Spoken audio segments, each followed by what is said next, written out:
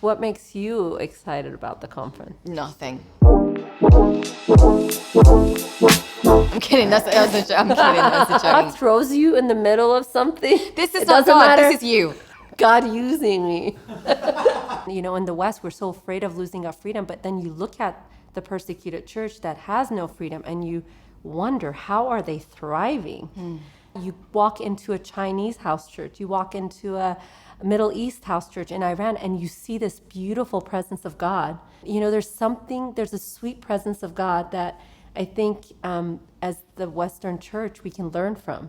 What are you expecting from the conference? When you think of Christian conferences, I think oftentimes you think about going to a conference that you're going to come away feeling great about yourself, or you're going to be like really encouraged, or you're going to be like full of joy, which I'm sure we will. But there is this other side to it where there is kind of a real like purity of following Christ, right? And what that looks like and what that means. And for us to be able to come and hear that from people that have walked it will be a huge privilege and will be a unique experience. There's something beautiful when someone's willing to lose everything for the sake of Jesus. They lose their house, they lose their property, can't work, they can't go to school. It's like going back to the Bible and you see Back that. to basics. Yeah, the basics of you drop everything and you just follow Christ. You see the transformation, being very afraid when Jesus died to when the reality of his resurrection changed everything. As Christian, that changes everything, where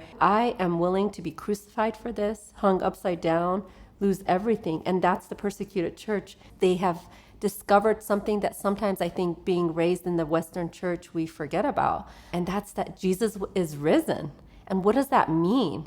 It requires everything we have to follow him. He deserves nothing less. Yeah, I think it'll be challenging. It might be uncomfortable for people to hear at times, but I think it'll be inspiring and incredibly moving to be a part of this conference. At first, I didn't feel like I deserved to be one of the speakers, but there's going to be amazing speakers. Brother Yoon from China, Miriam from Sudan, Sister Esther from North Korea. It's just going to be an incredible night of these countries that you read about in books. And you get to see real life experience of talking to someone who has gone to a prison in China, in Sudan, who has walked through persecution, and they have come out victorious and thriving in their faith in God. And what the enemy meant for evil, God used for good. Not only were they not destroyed, but they are now a living testimony of God's faithfulness. Yeah. Amen.